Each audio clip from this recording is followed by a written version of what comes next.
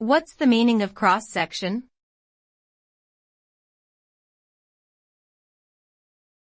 Cross-section.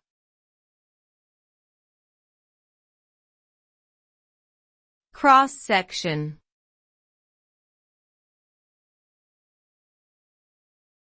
Cross-section.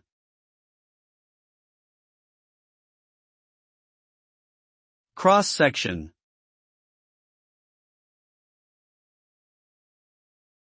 In physics, a cross-section refers to the measure of the probability of a particular interaction between particles. Specifically, it is the effective area that a target particle presents to an incoming particle during such an interaction. The definition of cross-section allows for the calculation of the likelihood of a reaction to occur based on the number of incoming particles and the inherent properties of the target material. Cross-sections are crucial for understanding many phenomena in nuclear physics, such as fission and fusion reactions, and are used extensively in particle accelerator experiments.